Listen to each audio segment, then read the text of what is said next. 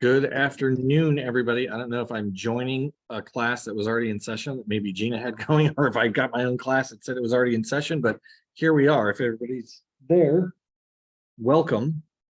Turn on the TV here and you then.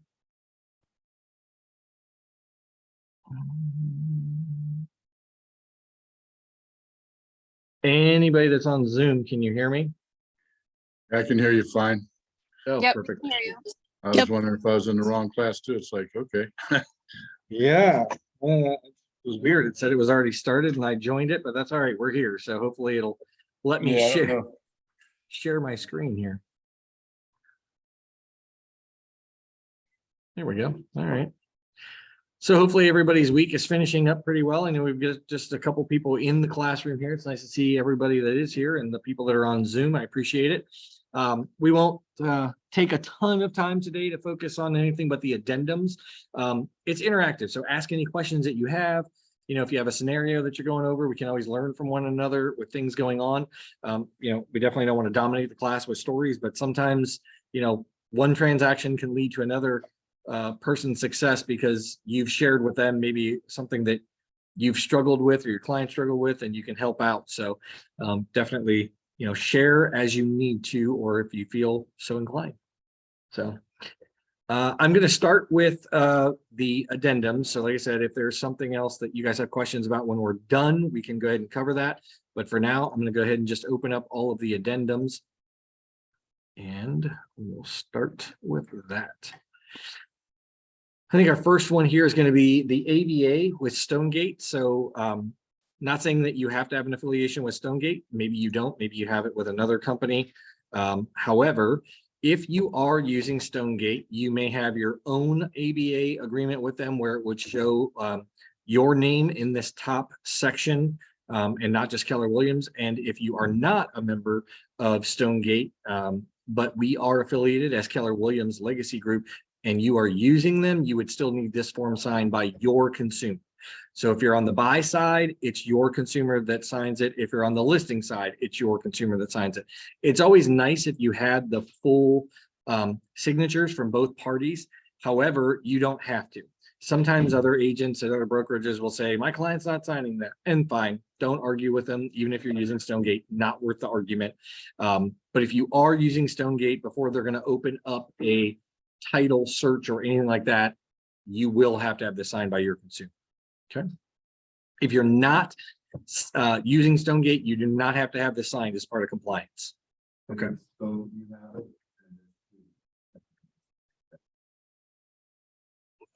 If it's two Keller Williams agents, you mean? Yes. So if you have two Keller Williams agents that are partners, so let's say Carl Ann has a deal and Jeff has a deal and you guys are in-house obviously together, there really wouldn't be any reason that one shouldn't be signed by both parties.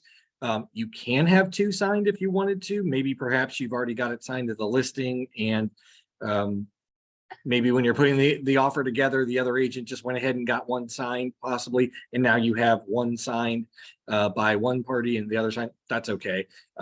It's probably better to have one, but I think Stonegate would accept them both. As long as you had their signatures, it should be fine. Yep. Any questions about the affiliated business disclosure that we have with Stonegate? Okay, because that's the only one that we have for the ABA for them. I did skip over one. I'm going to go back to the Neorex edit listing status change input sheet. This form is pretty universal. It can be found in the interactive MLS documents under MLS Now. If you're not an MLS Now participant, I believe it's also in miscellaneous forms if you need it. Some of our agents are Mansfield or Ashland Board or something like that. They may not have access to the MLS interactive documents in .loop. However, if you do have access to it or you need it, it is available. And typically what this form is used for is if you are taking a property off the market temporarily, if you are changing the price or the expiration date, or if for some reason you are withdrawing the listing with release or without release. So I'm going to go over a few of these instances that this form would be used for. Let's say in the market that we're coming up into, honestly, you're probably going to use this form to change the price of a property. Believe it or not, I know we haven't had to do that in a long time, but you probably will have to change the price of a property. And so this form would be used for such. So you would go ahead and enter in the property address, whatever the listing number was in the MLS, and then you put whatever the new price is. So let's just say you're reducing it, it's $299.9 and you're reducing it to $279.9. So you would just simply put that in there. You would get the consumer to sign it, and then you would sign it. The only time I need to sign this form is if you have a withdrawal or a withdrawal with release. That's the only time I need to sign the form. Otherwise, it is not necessary. The only reason I have to sign that form is because the broker owns the listings. Even though they're your listings, as you know, an agent, you're working them, the brokerage technically owns them. And the only way they're getting out of a listing agreement is if I, the broker, am signing that agreement. So that's the only time that we would need to do that. And know that I typically don't ask you what you need it signed for. If you send it to me, I do not look to see if it's a price reduction. I don't look to see if it's a withdrawal with or without release. I'm trusting that if you're sending it to me, the only thing I will not do is I will not sign it until the consumer signs it. If you send it to me and the consumer has not signed it, I will not sign it, because I need to make sure that our consumer knows that we are releasing their listing and that's what they want. And so my preference would be get the consumer to sign it, you sign it, then I'll sign it. If I see it's a price reduction, even though I don't have to sign them, it is less time for me to just click on signing it than it is for me to email you and tell you I don't need to sign it. So, you know, if you send it to me, it's not the end of the world. But a withdrawal with release means that we are taking it out of the MLS and we are releasing the listing agreement, which means the consumer is allowed to go list that property with any other agent and brokerage that they want to. Okay. If we withdraw it without release, that means that we are taking it out of the multiple listing service and we are no longer actively marketing the property or soliciting a buyer on behalf of the consumer. However, they cannot relist that property until the expiration of our listing agreement comes and goes. So if we have February 9th of 2023, and you are not withdrawing that listing with release, the consumer cannot relist that property until February 10th with somebody else. And you can't relist that property with that consumer until after February 9th, unless you withdraw it without release. So let's say, you know, Jose's team was huge for this, and I'm sure that we'll start to see it again with other agents, but you know, they have a great way to market the property with the fact that a new listing gets the most attention, right? You're going to get the most attention with a brand new listing. And so that means what they would do is perhaps after 30 days, they would withdraw the listing with release. And the very next day, they would relist the property at a new price. Okay, so they would have to you'd have to get a new listing agreement signed. That's the only document you have to get re-signed.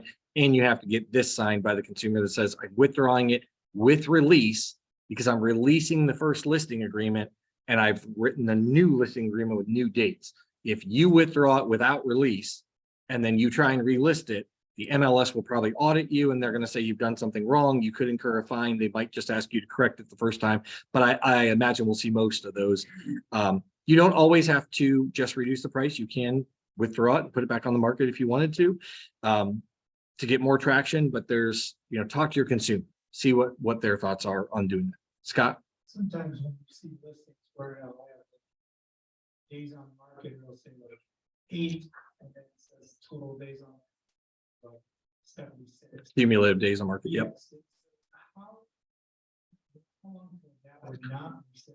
Yeah. So the cumulative days on market, I don't know the specific date, but I can tell you, I believe it's longer than 30 days. It's not just like a week or something like that. It's a specific period of time that it would have to be over. And I'm pretty confident it's more than 30 days. I can ask the MLS to find out, but you know, that's thrown a lot of agents for a loop and consumers, because on Zillow and other advertising websites, it doesn't show the distinction between the cumulative number of days and the actual number of days that you wanted it to be, you know, that you just relisted it.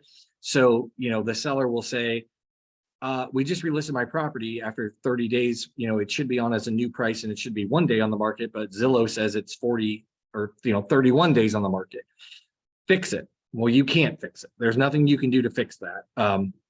The MLS is the one that controls the days on market and cumulative days on market. And the only way to reset that cumulative is after a specific period of days that it's off the market.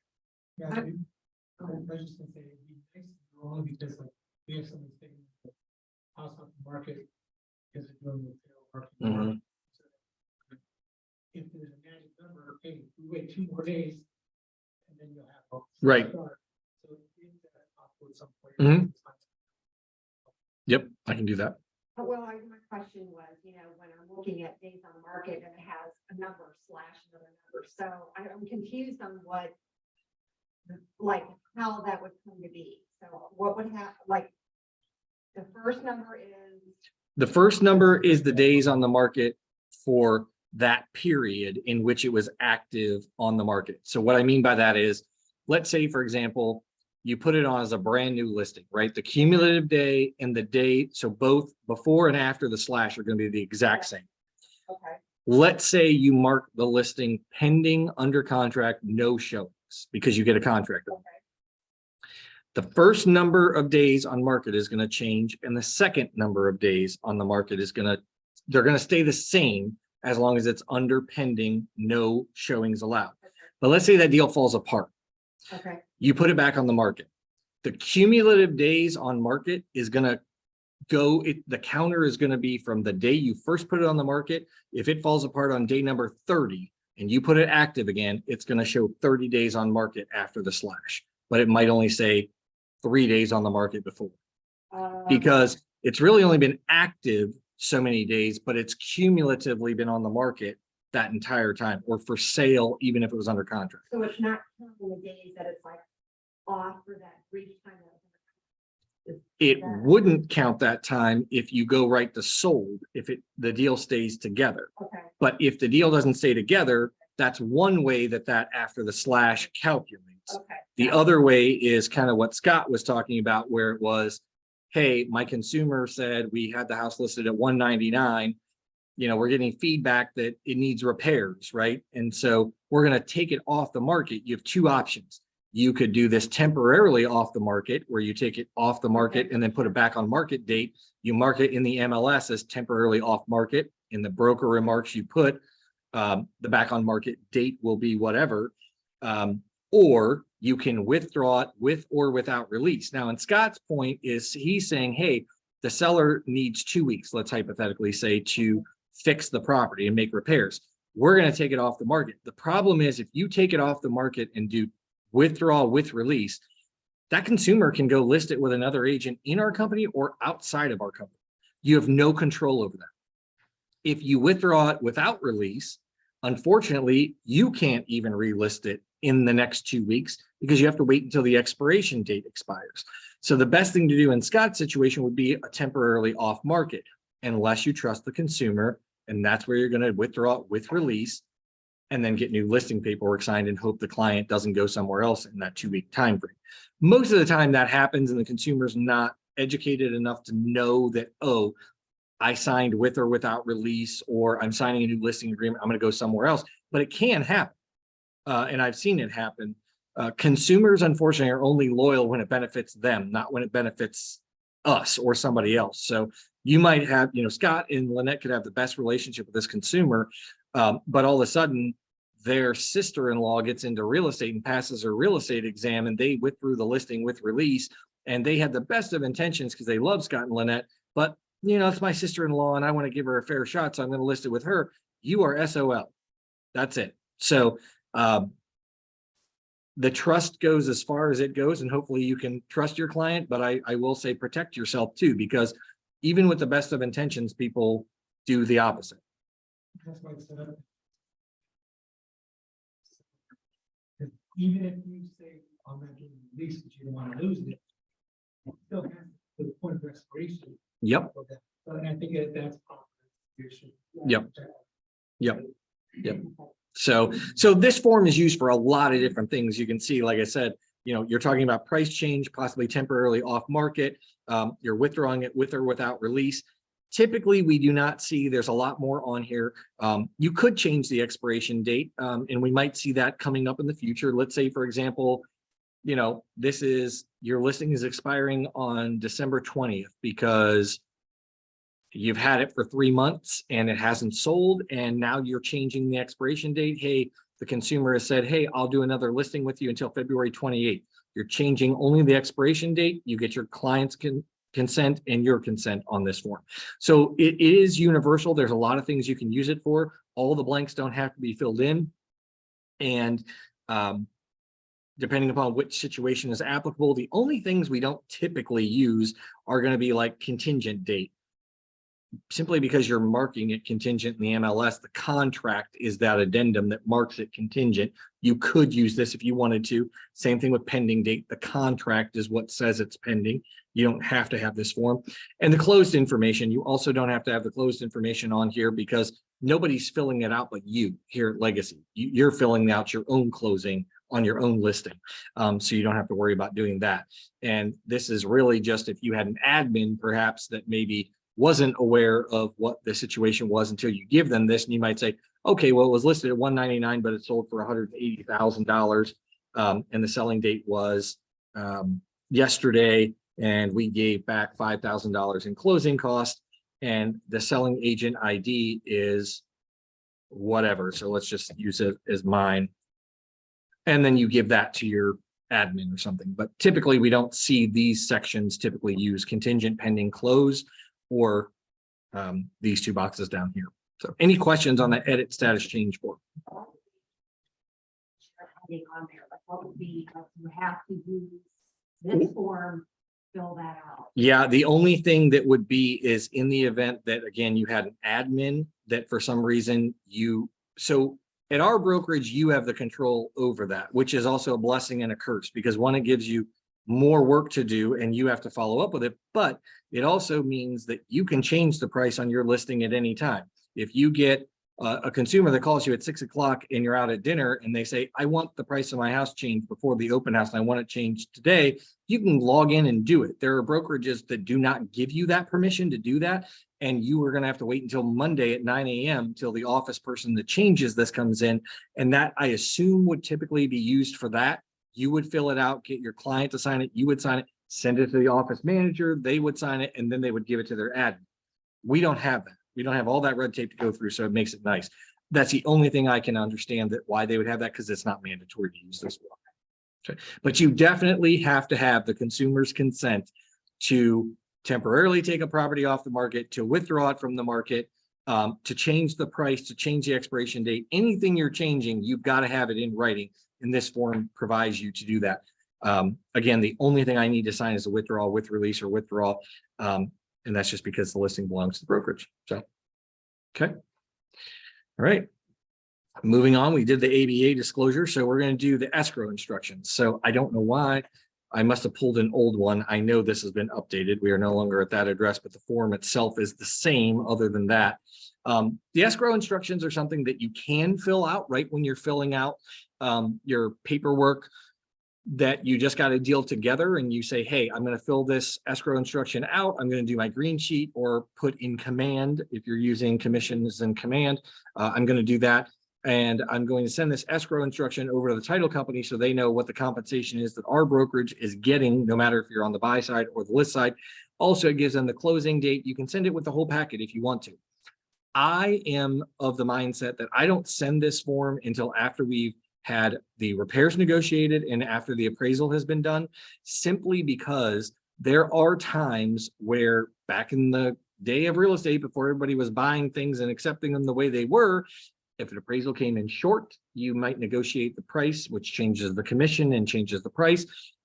There were times where a property had radon and the buyer and seller both said, I'm not paying for anything. I'll let the house go back on the market and the deal can fall through. And you and the other agent said, nope, that's just foolish. We'll split it $500 and $500, or whatever the case would be. Or we're going to reduce the commission by $500 on each side to make it work. So this form is designed for the title company to know what the sale price is, when the closing date is taking place, who represents who in the transaction. Is there a lender involved, so they can follow up with the lender about the financing and things like that, and also what the brokerage is going to get paid at the end of the day. So it's also available for you to put on there. Is there a home warranty company? Yes or no? Who is paying the home warranty? What's the amount of it? Is there a termite inspection perhaps that needs to be paid? I mean, a lot of times when we do normal inspections, the termite inspection is one where most termite companies do not get paid at the time of service. They actually get paid at the time of closing. So we used to do that all the time. Most other companies don't do, not brokerages, most other inspection companies want paid at the time of the service. However, the termite companies are so used to being paid at closing, it didn't matter to them. They just give you an invoice and give it to the title company. So it's really your checks and balances. Yes. So we're towards the end of the year. This is also deals with paying for the client who maybe has sold or bought, but then like 4 or 5 transactions. They're not charged the $225 anymore. What happens, because I know it's annual calendar, in terms of the contract, you're ready, but there's the buyer can't get their paperwork in time, and now we're January 1st. So the only person that is monitoring that is we're on an honor system here. Okay. The agent is the one that has to control that. Nick has no idea how many transactions you close with one consumer. He's not going to remember that. He doesn't have a list somewhere. So it's the honor system. So if you say to him, I didn't charge the $225 on this because this is my second. Now, he in the back of his mind might go, this is January 3rd. How could you have had 2 transactions in 1 year with this person? But we can all rally behind the fact that you told your consumer that in December or November when they accepted it. And it's not perhaps not their fault that the deal drug on a little bit. We're not going to fault them for that. I mean, we want you to do business with the consumer again. So.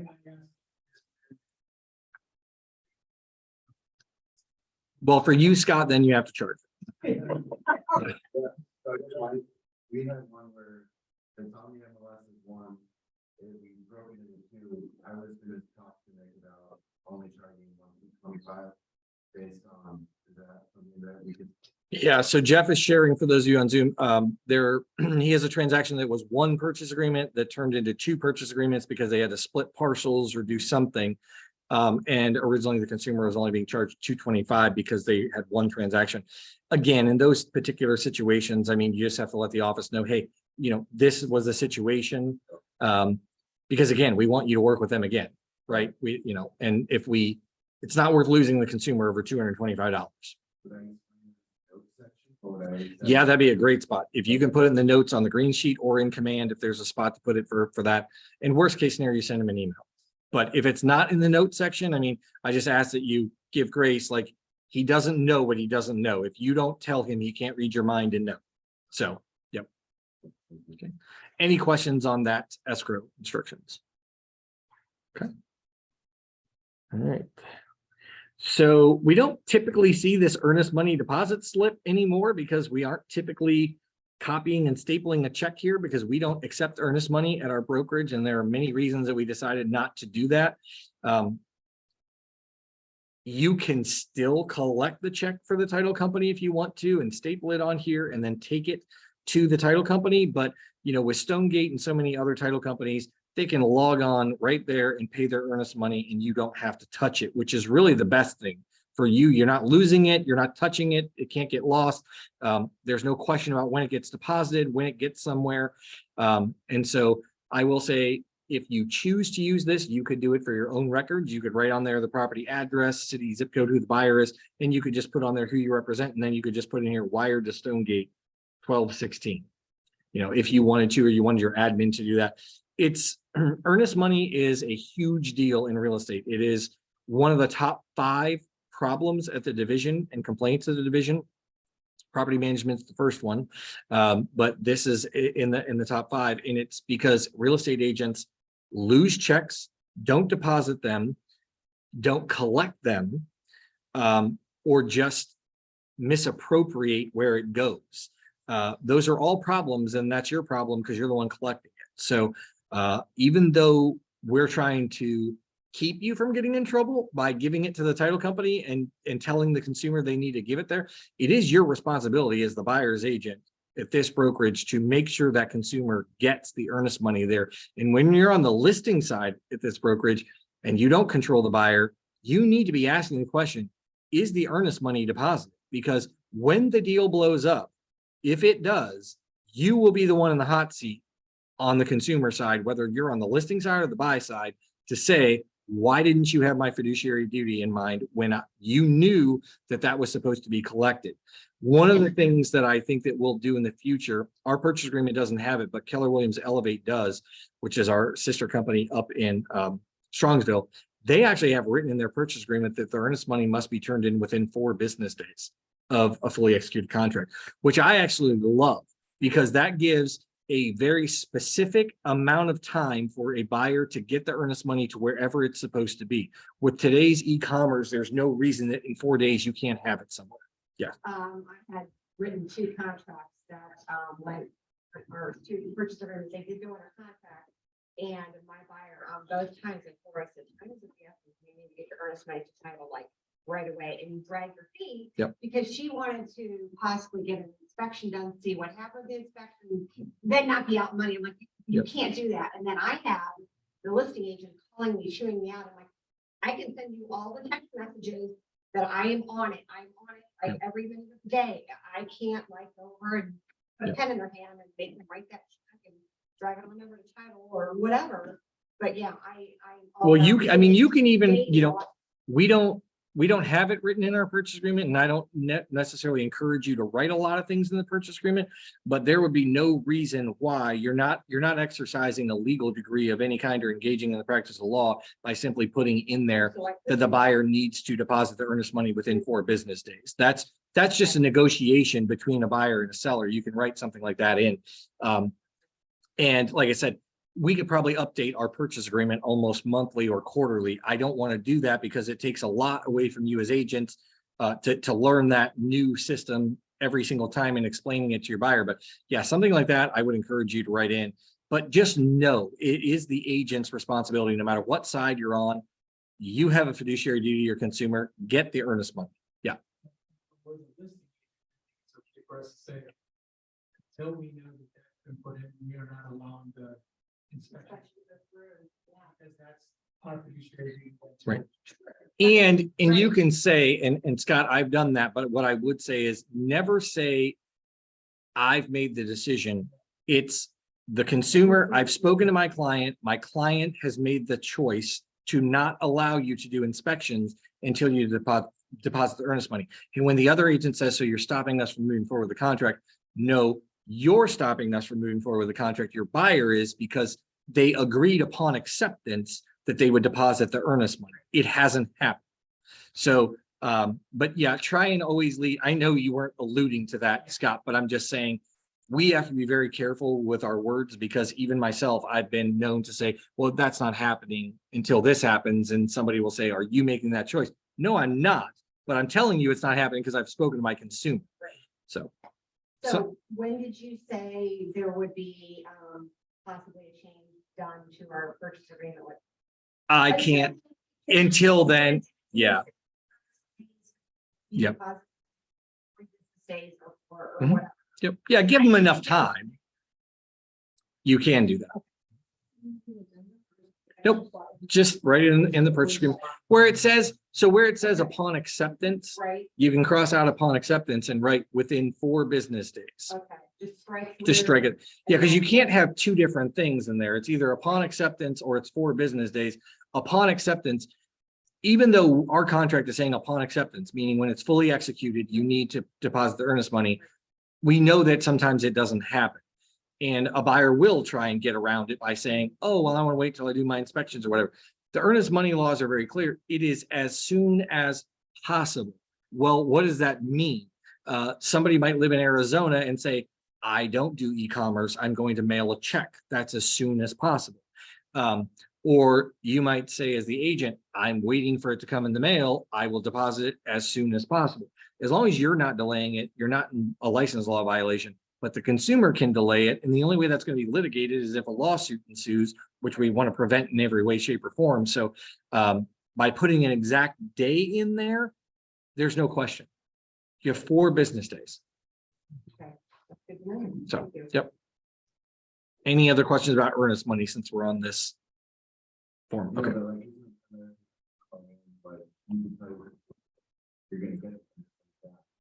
The inspections for that. Right, So they're gonna have to take the inspections anyways. exactly, yeah. Well, but you never want to say you're going to get your earnest money back because we don't know that. if a seller doesn't sign the mutual release, I always say this, and this is, and honestly, they'll probably print this on my gravestone. There are only 4 ways to get earnest money dispersed in the state of Ohio. That's it. There are only 4. I don't care what happens. It doesn't matter what situation you could ever come up with. The answer is there are 4 ways. The first one is a successful closing. That's how earnest money gets released from a brokerage or title company, is to the seller. That's the one we love. The second one is going to be a fully executed mutual release telling the depository what to do with that money. If the first 2 don't happen, it's going to be a final court order. That means that one party has taken the other party to court, and a judge has issued a decision on who gets the earnest money. That's the third. The fourth is if after 2, it's only in our contract.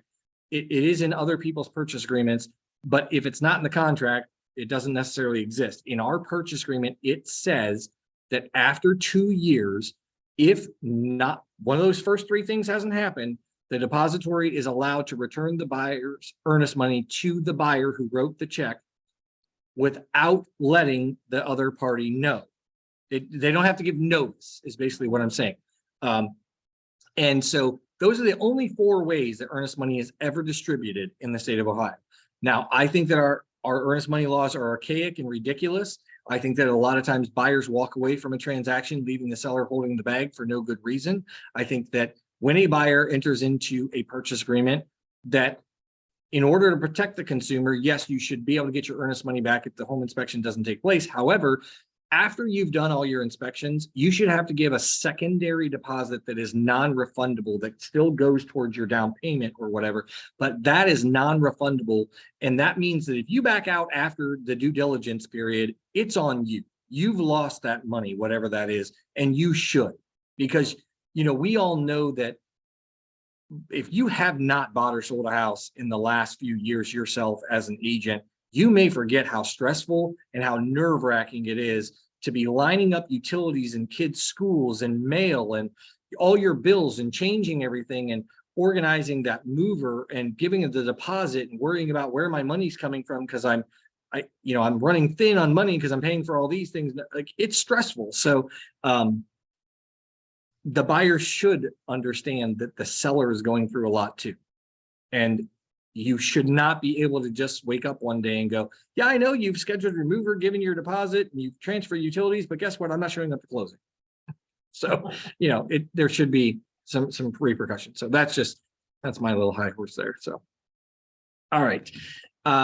Amendment to residential purchase agreement and removal of inspection contingencies. So most all of the area real estate companies, with the exception of Cutler, you do have the language in there that says that you have to release the inspections, and you only have X amount of days to do the inspections, right? So ours does say that you have blank amount of days, which typically we see anywhere from 4 to 10 days, maybe 14 days for you to do inspections, depending on how many you're doing. But after that last inspection is completed, you only have 3 days to get to the seller's agent the list of repairs or release of inspection contingency, asking for repairs or releasing the inspection contingency altogether. And then you have 5 days from the date of that delivery to get this fully agreed to and executed. So I oftentimes get the question, Rich, the buyer sent over a list of repairs. My seller's refusing to do them. We went out of the contract. Whoa, wait a minute. Did you go back to the buyer and tell them you're not doing any repairs? And if so, if the buyer says, fine, I will move forward, you still have that negotiation time. You have that 5 days. You can't just say no. Now, if within those 5 days, you don't come to an agreement, our purchase agreement can become null and void by either party. The language is written in there. You will find, and it will be the most annoying thing to you in a transaction, when the other agent is lazy and does not provide you with an ROC in a timely fashion. I can't tell you the number of agents I've worked with over the years that I'm like, you're not following the contract, follow the contract. Well, either party could make that contract null and void. You have a fiduciary to your consumer to let them know that. And, you know, you really don't want to wait until 3 days before the closing for the buyer to come back with their inspection findings, only for the seller to go, I'm not fixing any of that. And the deal falls apart. follow the contract. That is what you are here to do, is follow the contract between the buyer and the seller. So this form typically would be filled out with whatever the purchase date was on the purchase agreement. So let's say, it was today, whatever the address is, and the buyer and seller's names. And you're going to scroll down here and you're going to say, okay, we are removing the general home inspection, but we are doing that subject to, we're going to say the seller, in this case, is to have the HVAC system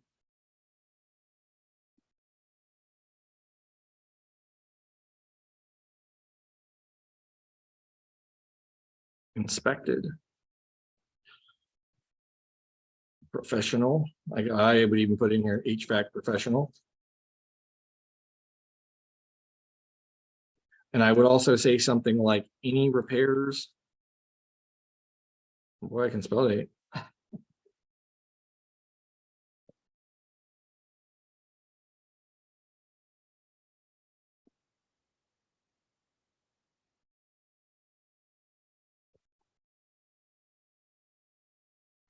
So that might be something that I want to put in there. And the reason that I went so specific on you is because I've seen plenty of these addendums that might say seller to have HVAC system inspected by HVAC professional.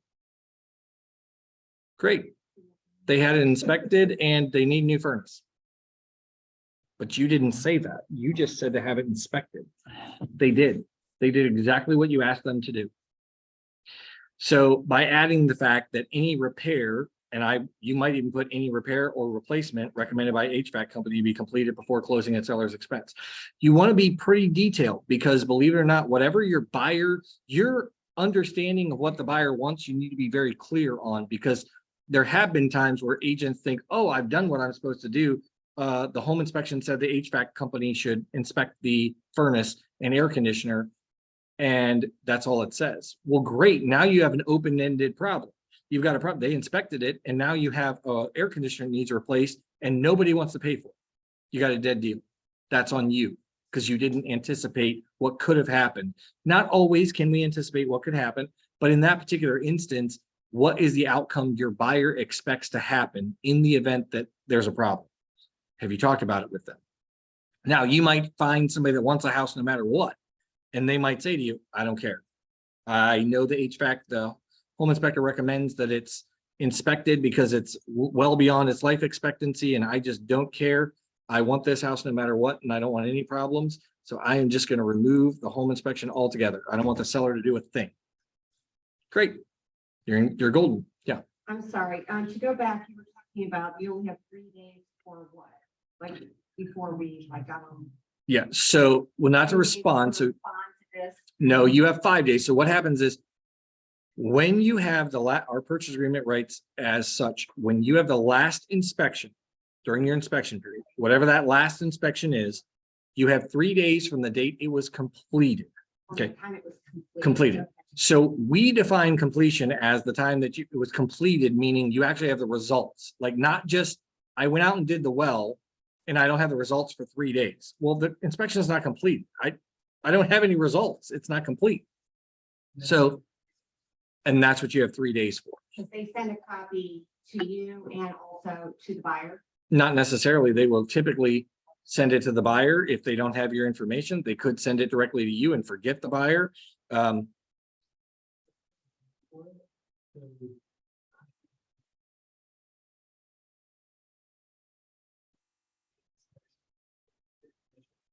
Buyer 3 days to then respond to the seller with your requirement that they have 5 days to respond to your request. Gotcha. Right. Okay. Yep.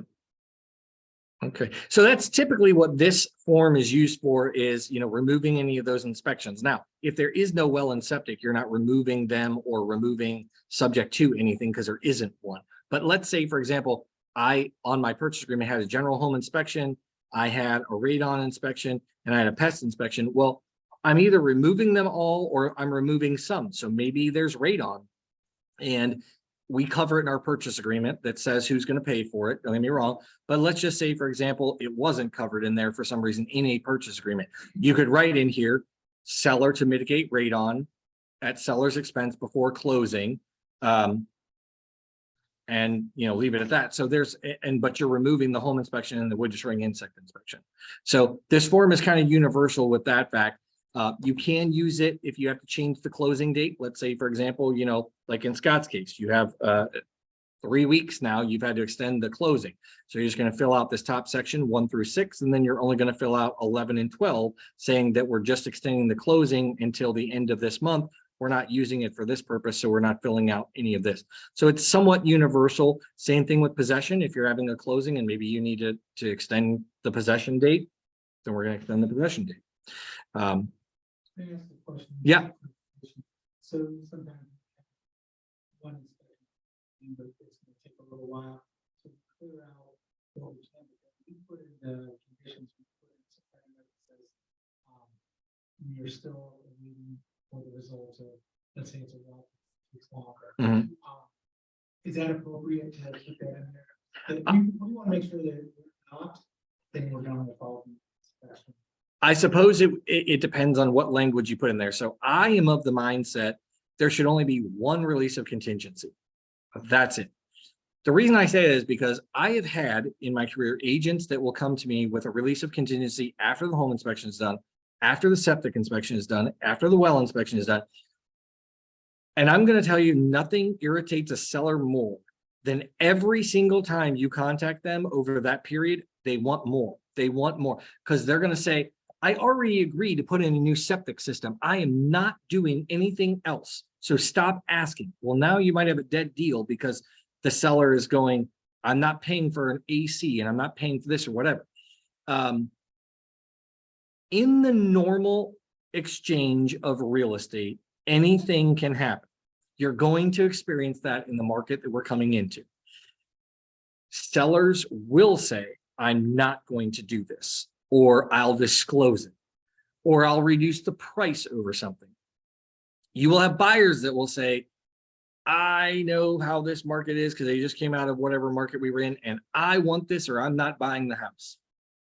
I mean, you're just going to have people like that. But having it all at one time, everybody can make an educated decision to say, there's one, I'm agreeing to all of these things and we're moving forward. All that you're saying is they've agreed to those, but now there's one outstanding. Well, our contract says that I'll get it to you within 3 days of the last completed inspection. It's not completed yet. So you're not holding up anything by not doing that. But to me, it complicates things by having more than one release of contingency. That's my personal and professional opinion. There's nothing that says you can't have one for every single inspection. However, our contract does not say you're going to. So you would basically wait until, or put under conditions, waiting, results of well, septic, blah, blah, blah. Just like kind of cluster them all on the sheet. That way, when everything comes back and it's complete, then you can release and make a decision. I would cluster them all on the sheet after they come back. Now, Scott, I've seen and I have done, and I will say to you, I have done where we have released every inspection with the exception of, let's say, the septic inspection, and I put on there contingent upon a passing septic inspection. And typically I would probably add a little bit more to that, not just a passing. I would say any repairs recommended by the inspector to be completed by the seller before closing or by professional before closing, because you want to make sure you're protected. You don't know what they're going to come back with. I mean, risers on a septic system, they're not always risers. We are in all of 88 counties, believe it or not, Stark County has the most septic systems in the entire state of Ohio. And we have a lot of old ones, and they don't all come up to the ground level. They don't all have risers on them. And sometimes buyers are like, I don't care. I'll dig 3 foot down to find the lid to my septic system when it needs pumped in 3 years. And other buyers are like, whoa, the inspector recommended risers. What is that? Oh my gosh, that's $300. Do it. I want that, and so it's like, you just don't know. And so that's right. It sounds scary, but it's not. So it's like, so you just releasing those, or just saying upon a satisfactory, well, they might accept the septic the way it is, but the recommended repairs from the from the inspector might say it needs risers, or the diverter needs to be switched or something or whatever, there's all kinds of things that can happen. So you just have to be careful when you're writing these. You don't want to practice law and you want to look out for your seller or your buyer. But you have to be careful. That was, I guess, my question. The way I interpreted the coaching was like we wanted to kind of leave it vague, or so we weren't practicing law. So like, where do we kind of draw that? Which side are you on? Simply business provider. So if you give me a generalization that you would feel would be appropriate, and I'll tell you whether I think it's appropriate or whether it's Soft spot on the wall, keeping repaired, for the seller, for the buyers, like. okay. I don't like that verbiage, but I also can't say that I haven't seen it. The reason that I would say, remember, I've been doing this for 20 years and I will never claim to see everything, but I can tell you, because I get all the problems with what you're saying, there are some agents that would totally accept that and it would be fine. I go on the defensive to go, wait a minute, to the buyer's satisfaction or the buyer's liking. What if the buyer says that they expect the wall to be painted the same color and everything has to match and they don't want bumps in the wall? And when you say seller to repair, you didn't say a professional drywall company to fix it. And what's causing the damage inside the wall? Are we covering what's inside the wall? What's causing the damage that you're talking about? So I go on the defensive when you leave it vague like that. I'm not saying you can't do that. I'm just saying you leave a lot open for interpretation. So I'm going to give you an example. So to rebut kind of what you're saying, fine. We all let it go. The buyer's agent, the seller's agent, the seller and buyer all agreed to that statement that you just made. The buyer moves in the house and finds out that every time they run the bathtub, there's a leak behind that wall and that spot comes back. And they have a contractor come out and they tear into the wall and they go, oh, well, this is why, because it wasn't fixed properly. Like this leak has been causing this for years and there's X behind the wall now. And they're going to call you and go, I asked you to have this, like I expected it to be fixed. And you go, well, we did, we fixed the wall. Yeah, but you didn't figure out why the wall was cracked or broken or whatever in the first place. And we can't see behind walls, right? So nobody expects somebody to rip out the wall to figure it out. But you would possibly write it to be licensed contractor or inspector, somebody to diagnose what's causing the problem, and it should be repaired as recommended by that profession. So it's not saying you can't be that vague, but it also means it just depends on, I mean, I've gotten some ROCs that are super vague, and then you get a buyer that just goes, that's not what I meant. Okay. So, yeah, Scott. Another point that at times, in different brokerages, agents and stuff, when inspection deals something and then it says call for inspection, like a general inspection then says we would we recommend doing wood destroying inspection. Mhm. Which is not request. Yep. Initially. So does that open the grounds because of the general inspection that we can then ask for that? I've gone by the way to say we can. Yes. I've also had agents pushback say, you already said no. And then I said, the inspection says. Right. this. And so some people put in there, other, when they're asking for inspections, and I don't know what the recommendation is. Lynette and I have to speak, she's not here, so we can solve that. If it needs to stay, in their other, whatever recommendations, the general inspection, if we reserve, like. So Scott's question is on the purchase agreement under the inspection period spot where it says other inspection. If you check that box and say, let me ask you the question, Scott, give me the wording that you would use in that section.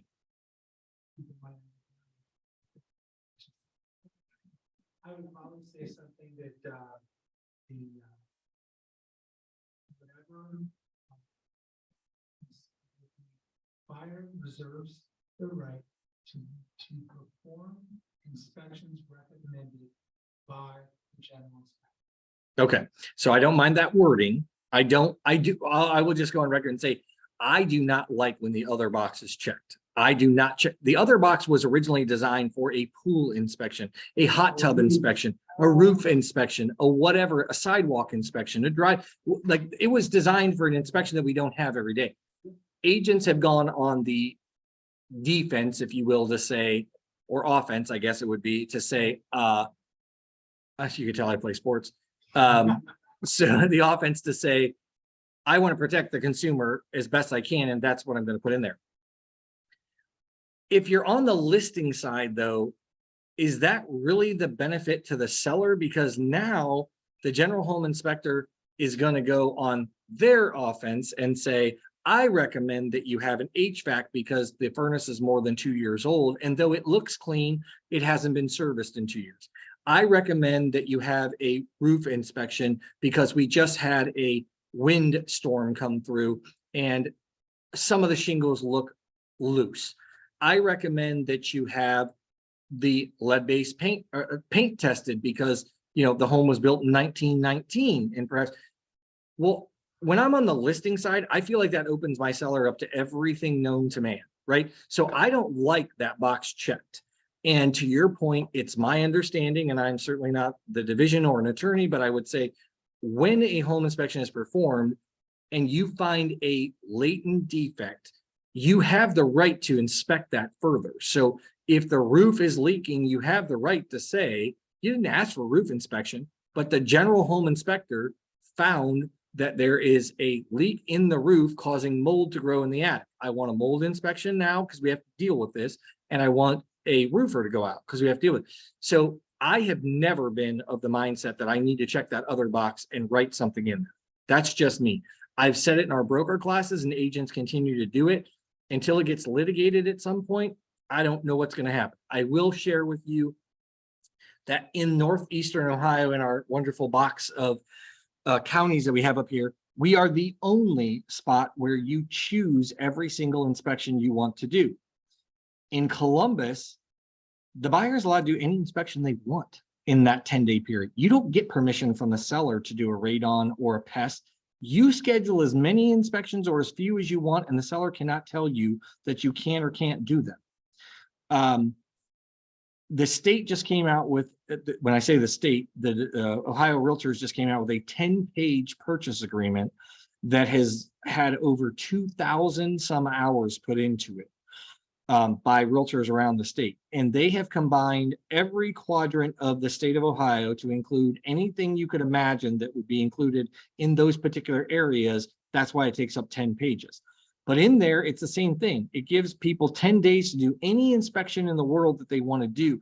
And I imagine in the future, if we were doing things properly, in my opinion, and I'd be happy to talk about this, but not this time, but I give you my opinion to say, having one purchase agreement for the entire state is not necessarily a bad thing, because as real estate agents, you don't know Hayes Realty's contract the way Hayes Realtors know it. You don't know Remax the way Remax knows theirs, and all the way down.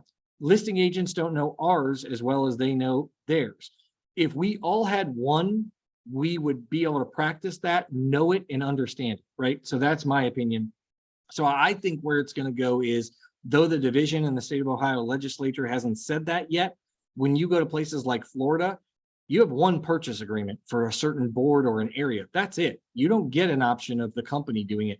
I think that that's where we're going. So I can't say it's going to be in the next year or so, but I can tell you, I believe that's probably where we're going to end up. And for that reason, don't get too used to and too much of a stickler about what's in these purchase agreements. You have to follow the purchase agreement, but us putting that other on there is going to still be left up to interpretation by a judge or an attorney at the end of the day.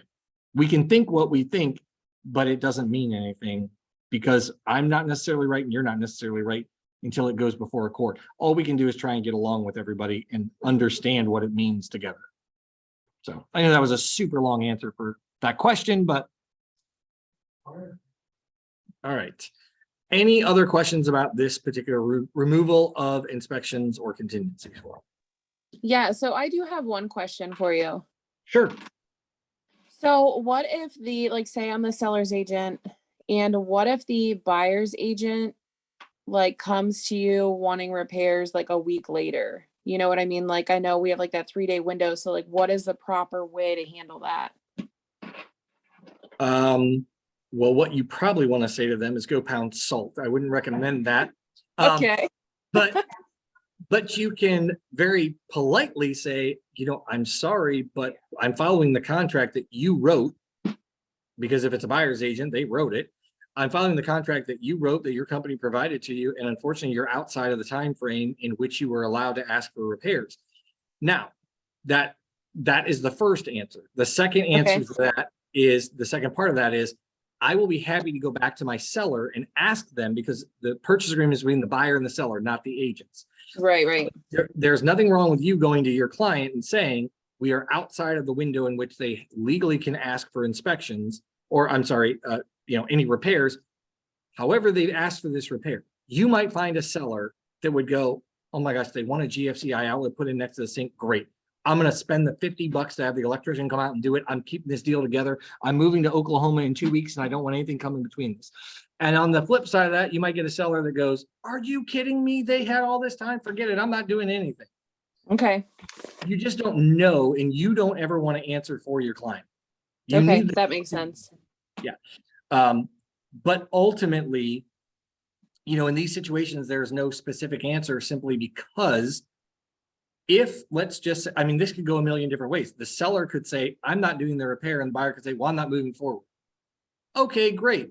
Well, I can't make the buyer move forward, and I can't make the seller move forward. So you mean to tell me we're going to have a dead deal, worry about earnest money, trying to get a house back on the market, all over whatever these repairs were. And now you have to worry about the seller potentially suing the buyer because they're after the contract date in which you were allowed to ask for repairs, but now they're not moving forward. The seller's probably going to follow the passive least resistance, say, I'm just going to put my house back on the market. And the buyer's going to say, you can't do that because I'm still under contract. There's so many things that could end up. You can't make people do anything, unfortunately. And so with that being said, leave it up to the seller, but also guide them in the right manner. Like sometimes it's not worth the principal, just do whatever they're asking and move about your day. Okay. That makes sense. Thank you. Yeah, you're welcome. All right, let's go on to, so removal of contingency and concurrency. You're going to find in the market that we're going into, a thing to remember with contingency and concurrency is a contingency is what's best for your buyer. A concurrency is what is best for the seller. Okay, so that's how you can distinguish between the two, so that they don't get confusing. They are confusing otherwise. So on a contingency, that means you have to mark the property under contract, allow showings or not allow showings, that's totally up to you. But that means that you are entering into a specific number of days, to allow the buyer to sell their house or get in order, whatever financing they have to get in order to buy this property. A concurrency says you can leave the property active on the market, continue to solicit offers, and the buyer is, should you accept another offer, you only let that buyer know, I accept another offer and you're out. Done. That's all you have to do. The contingency says you have to give the buyer 48 hours to be able to come up with the money and move forward with the deal. Now, these are oftentimes used improperly, and the reason for that is because if I have a buyer that cannot move forward, it is impossible for them to get financing if they don't sell their current house, but I write a contingency offer and have a 48-hour window in there, what good have I done for the seller or the buyer? Zero. Because if we've exhausted all ways for that buyer to buy the house without being able to sell their house and they still can't do it, why do I need 48 hours for them to say I can't perform? You've wasted the seller's time, 48 hours more, for the buyer to come back with an answer we already knew. So they're oftentimes not used properly. There's nothing wrong with the concurrency at all. If your buyer cannot perform and the seller can still actively market the property, that's kind of a win-win. You have a purchase agreement that's fully executed and the buyer says, that's my house. But if I can't perform, why am I going to stop the seller from taking another offer? Whereas if you have a contingency, and this is where the protection for the buyer comes in, you have the contingency. I can lock your house up for 30 days, let's say, perhaps. You're giving me 30 days to go out and find a house for sale. And if I don't find that house for sale, then the offer is null and void. But I have 30 days to go shop. You can't sell your house to anybody else for that 30 days or whatever period it is that you have. So there are a bazillion ways that you can write a contingency and concurrency. I'm not going to go over them all because there are so many. You have contingencies when your house is under contract, but you can't close on the new house until the old one closes. But in our purchase agreement, it says it's contingent upon that house closing. That's a contingency. You have a contingency where, like I said, a buyer can't perform until their house closes, but they're not under contract yet. You have contingencies where the buyer has 3 days to put their house on the market. They haven't even put their house on the market. There are all kinds of different situations. So I would suggest if you have questions specifically related to your situation, should you fall into that, call me or another leadership team member or another agent, whatever, somebody that can deal with it, that can help. Okay. But you, go ahead. I guess I'm lost on the concurrency. So that's like where where it remains open. So there's nothing like there's still that time frame where can be sold. Oh yeah. During that. Right. So we're concurrently, you're offering your house for sale, Carl-Ann. You are offering your house for sale, Jeff. Jeff wants to buy your house and he put an offer on it, but you are concurrently listing both properties, or they're, he's for selling for sale by owner. It doesn't matter if it's listed with same company, different company, whatever. You're trying to sell both houses. If he doesn't sell his house first and I come to you to buy your house, you negotiate a contract with me. You let Jeff know you're out. Done. That's it. I don't need anything more. You don't need anything more from Jeff. It's over. A contingency, you can't do that. You have a specific amount of days and possibly a 48-hour window to make him be able to perform. I'm sure you don't.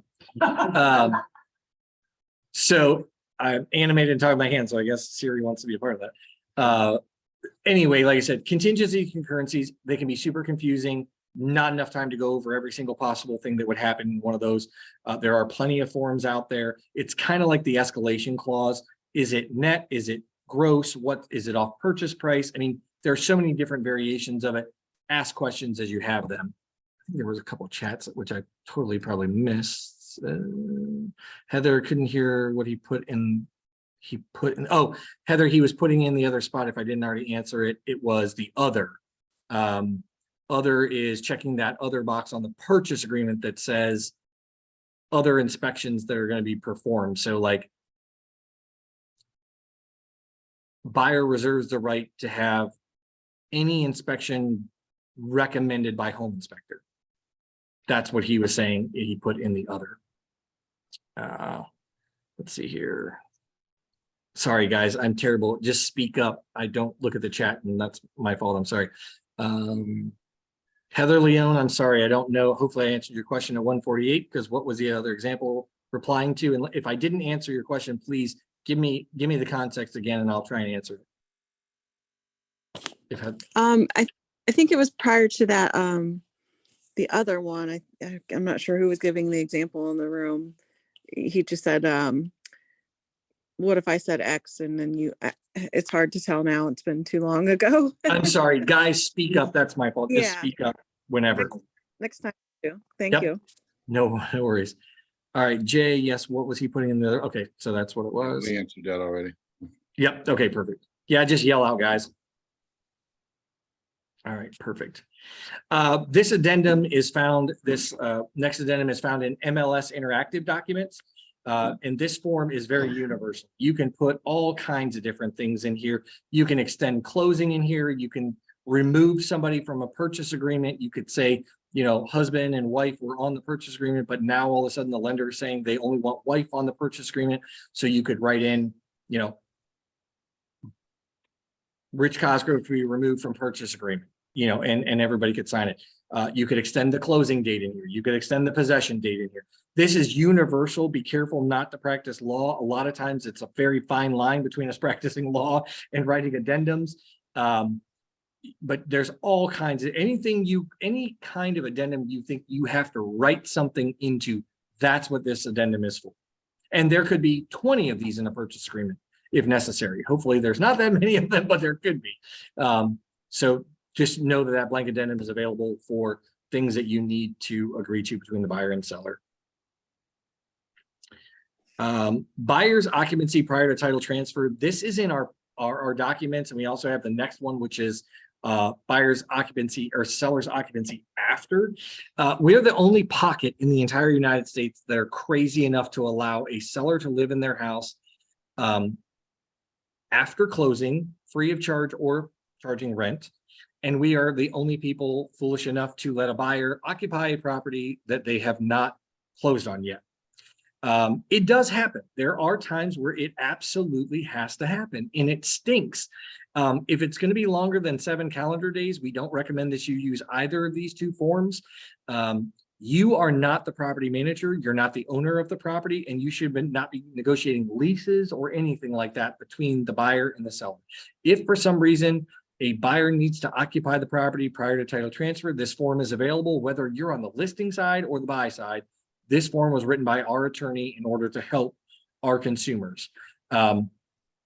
It just basically explains that, insurance for the property is going to be at whose expense. You understand that a buyer is occupying a property, has a seller check with their homeowner's insurance to let them know that somebody else is going to be occupying their property should it burn down or flood or something goes out. Who's paying for the utilities during that period?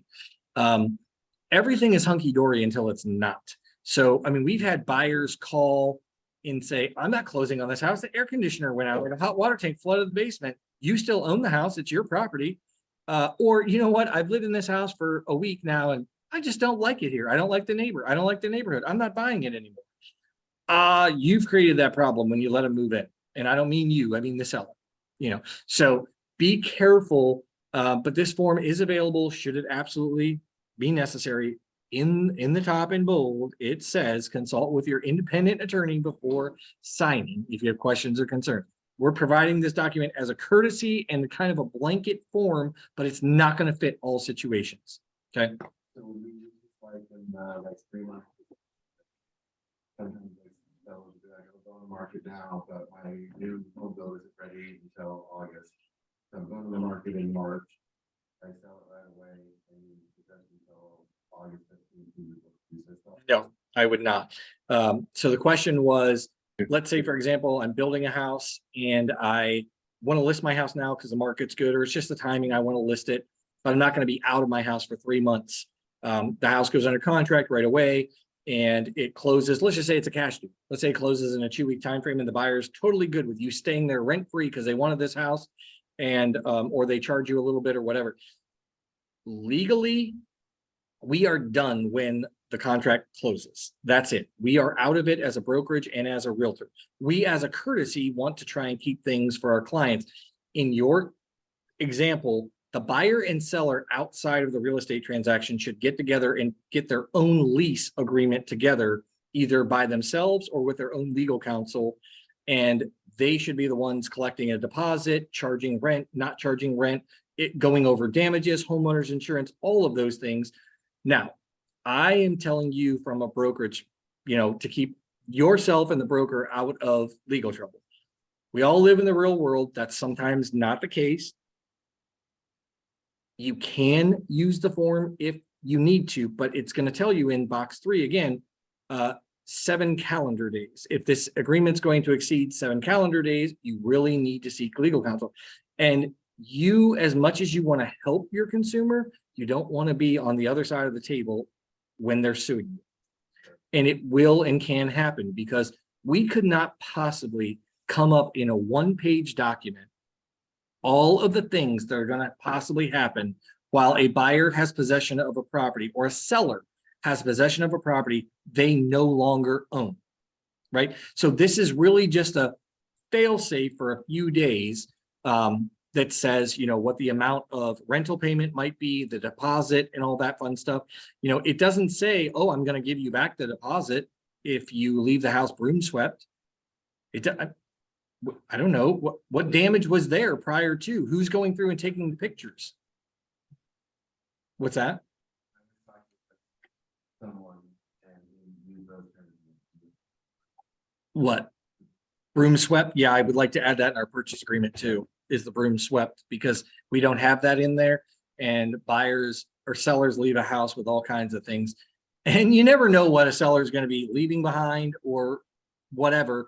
I mean, I've done walkthroughs where there's that freezer in the basement that's been there since 1942. And the seller's like, it was in there when I moved in and it's too heavy. I can't get it out of there. And the buyer's like, I'm not closing on the house until it's gone. You know, and I have paid for those removals. They're not cheap because you have to get a bunch of people that are like weightlifters to try and get the damn thing out or cut it up to get it out and then dispose of it. So it's broom swept and all personal possessions removed from the property is something that you can write in our purchase agreement. I'm not telling you that you need to be practicing law, but I can tell you those are things I would like to add in. I've got a list of them when we are ready to update it again. But I've been the broker since 2018 and I've already changed it once. So like to do that again, there's so many times, like I said, that we could change it. You're not doing anything but to protect your buyer by putting something like that in. That's I cannot see that practicing law at all. That's just my opinion. But broom swept is something that people expect. I mean, I can remember a $449,000 house. It was $450. They got it for $449. The buyer called and was livid that we let our seller leave 4 boxes of flooring that matched the first floor of this house because they were going to have all of those floors ripped out and have something new put in. And how dare we let a seller leave these ugly extra flooring that they didn't want in that house? I mean, you would have thought that we killed somebody because it was so bad. So the agent went over and removed the 4 boxes of flooring from this house. But I mean, people are weird. So try and cover yourself as best you can. Hey, Rich, Yes. these 2 forms you're talking about now, those only go in the deal. They don't necessarily go to the title agency or the bank, correct? Well, technically, again, I'm going to give you the brokerage answer is every addendum is supposed to go to the bank. Every addendum you write is supposed to go to the bank. Now Most banks will not allow that, right? Well, that's the whole thing. Whereas in practice, as real estate agents, we don't send every addendum to the bank because the personal property addendums that people are buying chattels or they're giving possession of a house for longer than a period of 30 days. When you're a VA buyer or an FHA buyer, it says you're going to occupy the property within the first 30 days. There's all kinds of reasons we don't, but I will tell you when it comes to a lawsuit, in the event the lender brings a lawsuit and we did not give them that document, we can be in trouble. But I've been doing this for 20 years. I know what the real world is like. You can't always give these addendums to the lender. So Definitely. yeah, I've been down the road a couple it's a times. it's a catch 22. It really is. You either cause a problem by giving the addendum, you cause a problem by not giving the addendum. And really what's going to happen is your consumers who you're going to piss off, quite frankly. Because when you go to your consumer and the consumer goes, why did you give them that document? I can't close on the house now. Right. They're going to be not liking you very much. So whereas if you let them know that you're not sending that over because it's really not a practice and they're in agreement with it, that might be something that you write down on a piece of paper and have them sign. You know, protect yourself, cover your butt, right? Yeah. So, Both times I've stepped aside and just said, no, you guys, that's between you guys, not me. I don't want to know anything Yep. about it. Yep, You're closing absolutely. today, and that's where my obligation stops. Mhm. Okay, just wanted to clarify And that. that's why we recommend that these lease agreements be done outside of closing between the buyer and the seller. Yep. Okay, just wanted to clarify that a Yep. little bit. The closing, all the paperwork's filed, and if you 2 want to move forward. That's go on you. for it. Yeah, because Stay on it. just think about all the problems that come up when we leave a seller in a house, and the seller can't get out on the day that they're supposed to. You get the call as the agent. Well, you wrote the contract and you knew I was moving in that day and I have no legal right to my house. I've called the police. They won't get them out. I got to take them to court. And where am I going to live? You're going to pay for this or whatever. I mean, there's all kinds of things that happen. So it's like, yes, we write the contract, but you also need to let your consumer know, when the house closes, we have no legal jurisdiction over this consumer at all. So, okay. Any questions? Again, I did not go over every single section.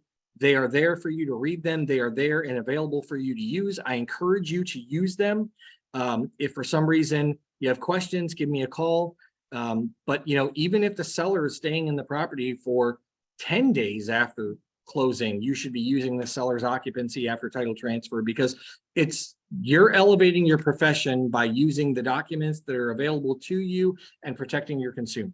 They're going to appreciate that, because if you are, the only thing I can tell you is, in the practice of real estate, think of yourself sitting in the defendant section at the court. If you had something available to you and you didn't use it to protect your consumer, why? What is that answer you're going to give to the judge? It's the same thing that I tell you when everybody says to me, I hate Supras. That's fine. You can hate them all you want, but I'm going to tell you every day that's what you need to be using on your listings, because if your house, if that seller's house gets broken into, or somehow the key or the code gets given out to somebody that it shouldn't have, and the seller learns that you had a way to protect them from the buyer getting that code, and you're sitting on the defendant side of the table, is it really worth the fact that you had to maybe explain to the old time real estate agent that doesn't know how to use a Supra, or go over and open the door for the appraiser? Are you really going to be able to sit there and go, wow, I collected X commission, and if I just would have ran over and opened the door for the appraiser, instead of letting all those buyers see that code, I wouldn't be sitting in this seat. I bet you'd go back and redo it. I bet you use that Supra. I live in the real world, and I know it's not always applicable, but as your broker, I have to tell you these things. So that's what you're getting. All right. Notice of contemporaneous offers. We haven't had to use this probably in a few weeks, but if you are representing a buyer and you take them to a listing and they say, oh, I love this house, but I want to think about it tonight, and you get a call the next day from another buyer that says, oh, I want to go make an offer on this house and look at it. And all of a sudden you have two buyers that want to write an offer on that house. You don't have to tell the first buyer that you're writing the offer on that you have another client interested, because they haven't written an offer yet. So your first buyer, you're okay. I write the offer for Scott, but now all of a sudden Jeff comes to me and says, I want to write an offer on this property. I now have to get in writing a signature that says, I wrote an offer on the property for Scott. Jeff, I'm letting you know that I have a contemporaneous offer. I'm writing two offers for two clients that I have a fiduciary duty to, and now I can't tell either of you what to offer or what the other one offered, right? So I need it in writing that I have your permission, Jeff, to write this offer, and now I'm telling you that I cannot advise you on what the other offer was or how much to offer. So it does happen. It doesn't happen often, but it does happen. That's an addendum that you'll give to your buyer, put the address in there, and get their contact info and get them to sign it. And if they say, no, you can't do it, then refer it to another agent within the brokerage. Okay. Replacement property addendum. This is also an addendum that we haven't really necessarily, we had used recently, but we probably won't see in the future. We had our attorney write this because we were doing what we consider reverse contingencies, which is where the seller said, yes, I want to list my house for sale, but it's contingent upon me finding another property that I want to my satisfaction. Well, that's where this replacement property addendum comes in. It says that my house at 1234 Main Street, I'm accepting the purchase agreement, but I have the right to not close on this property until I have either executed a purchase agreement on my replacement home, or I have the closing on my replacement home. And depending upon which box you check, you know, maybe that seller can't buy a house until they sell their current house. In that case, I'd have to check box 1. When I execute the agreement, that removes this, I'm moving forward with it. But if I want to be on the safe side and I can buy before I sell, I'm always going to check this box where it says the closing of my replacement property, because if something falls through on that property, I don't want to be obligated to be homeless and sell my house. But when you check box 1 on this addendum, you are making sure to tell your buyer, oh, I'm sorry, your seller, listen, you just released this upon the execution of your purchase agreement and you've signed and accepted it. that means that no matter if that deal falls apart or not, you've released the contingency. You will be homeless if you don't close on that new house, or you can get sued, right? So I don't ever recommend that box unless you absolutely have to use it. I always recommend the closing of the replacement property. But this is a great option for you to, if you've got somebody that's on the fence that says, boy, I'd love to sell my house. I'm just not sure how much I'm going to get for it. I know you told me I can get 300 for it, but I'd really like to get 340 for it. If I can get 340, I'll sell it. Great. Let's list it today. You will not be homeless. If you can buy another house before you sell this one, we will do a replacement property addendum when we accept the offer on your house, letting the other agent know that if you can't find a house, this one is null and void. So you won't be homeless, right? So it's a great option, and you'll be coming into that market where sellers will they'll start to say that, excuse me, and you'll get the buyer's initials so they know, and the seller's initials, and then the contingency is in effect for blank amount of days. That means the seller has 30 days, 45 days, whatever it is, to find that replacement property. And if they haven't found it, that's it. It's over. The contract is null and void. Any questions about that? Okay.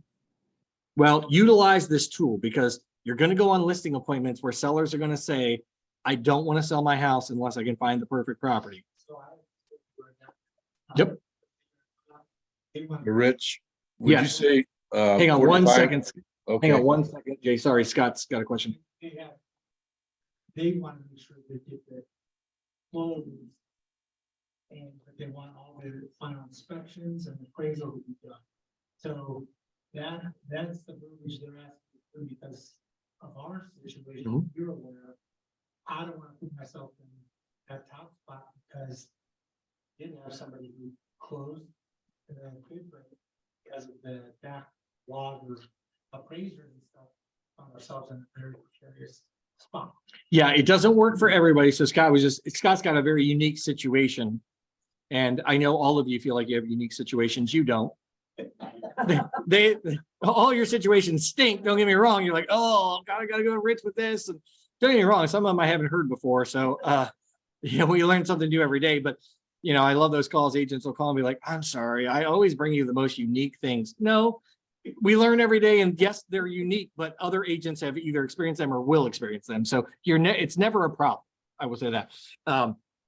But yeah, in your case, Scott, it's a little bit different, but yeah, we can't protect everything. And the only thing I can say is, if a seller or a buyer says, this is what I want written in my purchase agreement, they need to seek legal counsel, have legal counsel review our purchase agreement, write it in there, and the buyer has to agree to it. Same thing on the listing agreement. If they want to change something, I mean, they have the right to legal counsel. And as long as we're willing to accept the listing, or the purchaser is willing to accept the purchase agreement, far be it from us to say anything otherwise. Go ahead, Jay. I was just questioning the number of days. Would you say it would be safer to put in like 45 days or so, because the closing usually taking, up to 6 weeks to close sometimes? I don't know if we're going to get back into that time frame. I know they were quicker here in the last few years because everything was clean. There was no inspections or anything, but Right. It would be, yes, whatever terms would fit. If 30 days is not good, maybe 45, could be 60 days. Maybe I need 60 days to find a house and close on find it, right? and close on it, and the Yep. reality of it. Okay, that's Yep, absolutely. But maybe you've got a buyer that's a cash person and they're closing in 2 weeks, and you say, listen, 30 days is more than adequate. So it is, and I'm glad you brought that up, because it really is dependent upon your situation. yeah, and which boxes checked too. You could do 30 days on the execution, but if you wanted to do that. Okay. Right. And that's the whole thing is, depending upon which box is checked, like you said, it's depends on the situation, but I really would try and stay away from box one as much Yeah, as you definitely.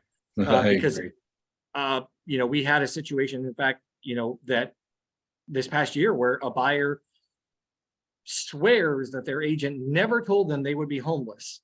And I know that's not true, but boy, we had to jump through some hoops and do some fun stuff to avoid a lawsuit that really wasn't warranted, but we couldn't prove otherwise. So Right. And cheaper than a lawsuit in the long run. that's exactly right. So I'm going to stop there unless anybody has any particular questions, because we only have about 5 minutes left. I want to open it up. And if not, you got 5 minutes of your life back without hearing my voice. So Any questions about anything in particular, any addendum I didn't go over, a situation you're in currently that you'd like to share with the group? Scott, I'll come back to you because you've spoken a couple times. I have a specific question. No, that's fine. I'm kidding. Go ahead. Houston, the, exclusive right, so pretty much have that. If you have a situation where you have somebody who has had contact with another person who is interested in selling, buying their home, but they don't feel like they're going to actually do it. And so we said, well, we could list their home and put something in there, and I've never done it. That's why I wanted to ask you, how do we do it? And then writing in, if these people buy it, then we don't, there's no commission. Yeah. things like that. So what Scott's asking is something that you'll start to see again. I'll give an example. So let's say, I want to sell my house, but my neighbor's family member has expressed interest in buying my house and said, if you ever put it up for sale, let me look at it. And so before I called the realtor, I let whoever come look at it, and they're like, well, I want to think about it. And I don't know if I want to buy it. Yeah, I'm interested, but I need some time to think about it. I'm like, listen, I don't want to wait. I'm calling the realtor. I get the property listed, but as the seller, I want to exclude that buyer from the listing agreement, meaning if that person comes and buys this house, I owe the listing company nothing. And I owe zero commission. You are going to withdraw that listing with release, and I can sell it for sale by owner to this person. In the listing agreement, you would have to exclude that person. So it'd be something like the listing agreement will be null and void should X person, whoever it is, purchases the property. No commission is owed to Keller Williams. Now, you wouldn't help with that sale at that point, right? I mean, you wouldn't be like, oh yeah, let me give you a purchase agreement and do all these things for you, because that's going to defeat the purpose of you getting paid, right? But you could, in my opinion, what I would say would be, if they come, rather than exclude them, as you can tell, I've got marketing and different things out in this, and I want to make sure that you're protected as a consumer. I can represent you for X% and not represent that buyer. So I'm working for you and still do all the paperwork for you.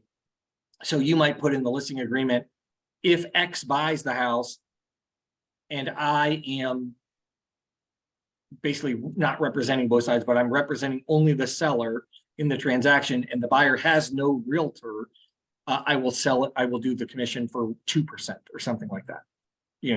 There's a couple of different ways you could do it. So, but we do have buyers or sellers all the time that will be like, well, I showed the house and I don't think you should get paid if this person comes and buys the house.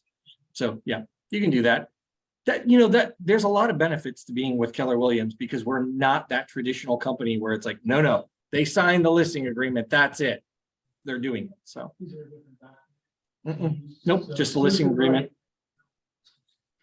right. It is an exclusive right. However, that's right. Yes, no, you're right. It is. It's exclusive right to sell, but you can release the listing, and then we have nothing to do with it. So it's not an open listing. Yeah. And I can phrase it.